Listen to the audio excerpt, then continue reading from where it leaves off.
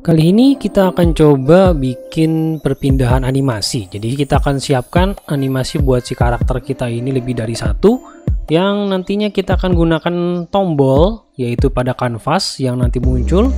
Kita akan coba berganti dari satu animasi ke animasi lain menggunakan kanvas ini, yaitu kanvas yang kita tambahkan ini. Jadi nanti kalau pencet tombol, kita ganti animasinya karakter kita ke animasi yang lain. Jadi saya bikin dua buah tombol dulu.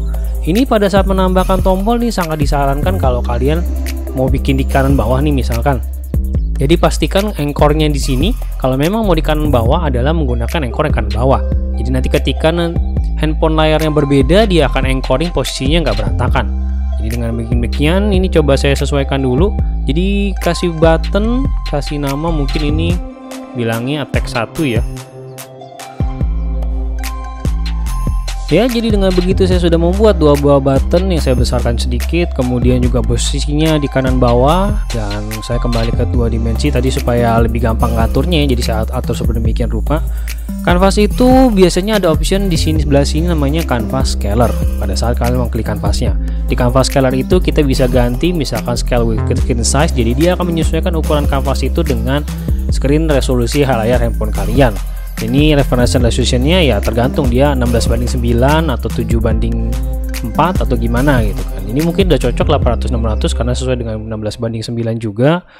Dari situ kita siapkan animasinya, nantinya kita akan berikan action, script segala macam pada saat button kliknya nanti. Kita kembali ke animator yang memang punya kita masih baru yang Hurricane Kick ini ya. Di karakter kita tadi yang Dragon Ranger itu baru punya Hurricane Kick doang. Tapi saya sudah menambahkan dari Mixamo, dari Mixamonya itu saya sudah bikin lagi, upload lagi, lalu tambahkan lagi jadi ada 3 kan awalnya yang ini ya. Ini kita bisa cek, ini nggak ada model, biasanya minta drag and drop kayak gini. Nah baru kelihatan preview animasinya. Nah ini kan aslinya yang ini ya, yang ini aslinya. Lalu saya tambahkan yang ini jadi yang ini buat yang kalau serangan satu lagi uppercut jab. Satu lagi adalah kalau lagi idle-nya. Jadi ya fighting stance saja seperti itu. Artinya ketiga ini ya sama ya, tadi prosesnya yang Mixamo sudah dibahas di tutorial sebelumnya. Kalau sudah tinggal drag and drop saja, kalian bisa tambahkan seperti ini. Dan sebagai defaultnya tentunya yang ini ya, kita klik kanan, set as layer default step. Jadi nanti pertama kali mulai dia langsung ke sini dan kita akan bikin kondisi perpindahan dari si bouncing fight idle ke uppercut jab dan Hurricane Kick.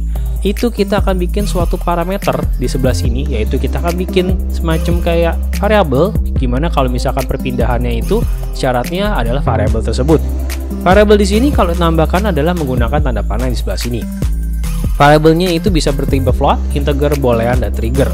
Karena saya hanya ingin sekali pindah lalu nanti balik lagi ke sini, itu variabel yang cocok adalah menggunakan trigger, karena kalau trigger itu hanya sekali dijalankan. Kalau boolean, float, sama integer itu berupa variabel yang nilai ya kalau kita set nilainya ya kita harus kembali nilainya ke nilai awalnya tadi berapa.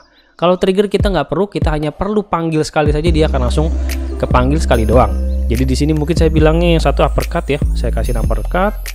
Dan satu lagi saya bikin yang itu kick mungkin ya biar nggak terlalu panjang, Hurricane Kick. Dan kita akan bikin transisinya dengan cara klik kanan, make transition.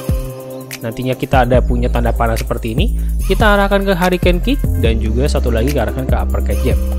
Nah untuk kondisinya kita bisa gunakan tanda panahnya yang nantinya akan kebuka di sebelah sini. Ini saya kecilin dulu. Nah kondisinya adalah ini list as empty, artinya kondisinya adalah kita tambahkan kalau misalkan dia ini Hurricane Kick, jadi harusnya bukan uppercut tapi kick. Artinya kalau kondisi kick dijalanin. Ini juga sama, kita tambahkan yang ini uppercut. Nah setelah itu, setelah kita masuk ke sini, kita perlu kondisi kembali ke sini, yaitu kita lakukan hal sama seperti ini. Cuma kondisi pada panah yang sana kita nggak perlu mengisi kondisi apapun, karena cukup yang ini saja. Jadi hash exit time itu adalah bergantung kalau misalkan animasi ini sudah selesai, dia akan kembali ke bouncing fight idle-nya. Makanya ada hash exit time. Ini juga sama, harus seperti itu, nggak perlu dikasih kondisi karena itu tadi sama juga seperti juga. Nah tapi pada saat dari sini ke sini, yaitu panah yang ke sini, itu sekarang kondisinya ada dua, yaitu uppercut dan exit time. Makanya kita nggak mau kedua-duanya ini nyala, karena bisa aja kita pencet uppercut sudah nyala, animasi ini belum beres, jadi dia nggak bisa pindah. Jadi syaratnya jadi dua gitu, jadi kayak animasinya nggak pindah gitu. Makanya kita harus buang hash exit time-nya supaya pada saat kapanpun bouncing fight idle ini animasi belum selesai, dia akan pindah ke uppercut jab.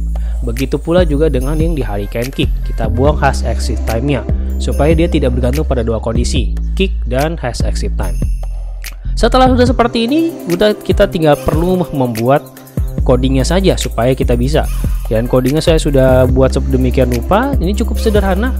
Jadi namanya player animation ya, sebenarnya namanya bebas ya, tapi di sini saya hanya mengambil animatornya, get a component animator, lalu membuat suatu void public, fungsi public yang dimana ada parameter serangan supaya nanti kalau dimasukin 1 artinya ke uppercut, 2 ke kick, dan penggunaannya hanya perlu menggunakan animator.setTrigger, lalu menyebutkan apa nama dari trigger yang tadi kita bikin, uppercut dan kick. Huruf besar huruf kecil cukup ngaruh karena memang di sini tadi bikinnya uppercut dan kick punya besar, K-nya juga besar. Dengan demikian kita sudah cocok. Di sini kita tinggal tambahkan ini pada karakter kita, yaitu di Dragon Ranger saya masukin player M. Udah saya tambahkan tadi ya player animation seperti ini.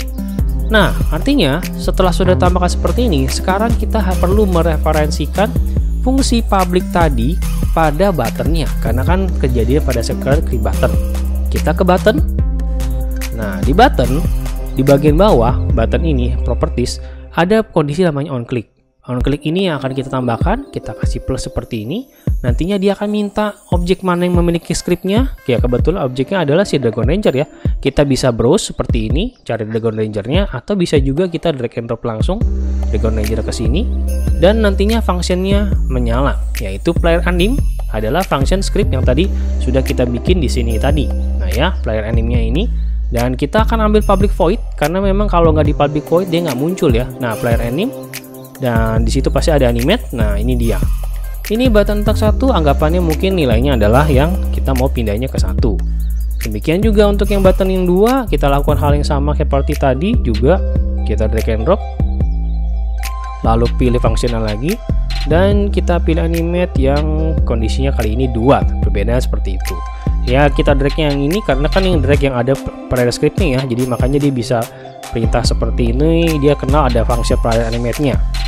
Dari situ rasanya sudah, kita bisa tinggal coba. Saya coba koneksikan dulu kamera saya supaya bisa ini.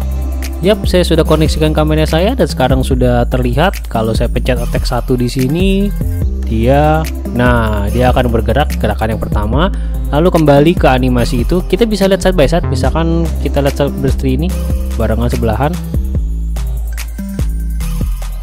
Nah, jadi kalau attack 1, nah kita masih klik dulu ya si ininya, si Dragon Ranger biar kelihatan. Nah, ini kelihatan dia lagi di sini.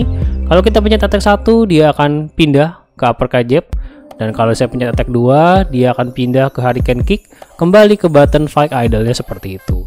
Nah, ini jadi dari sini kita bisa sudah bikin animasinya pindah-pindah seperti itu, dan sudah bisa bikin animasinya intinya lah dengan menggunakan button. Ini tinggal kita lanjutin lagi aja, mungkin nanti kalau kita bisa tambahin kayak mungkin game turn based fighting segala macam, kayak mirip Pokemon atau sejenisnya seperti itulah begitu.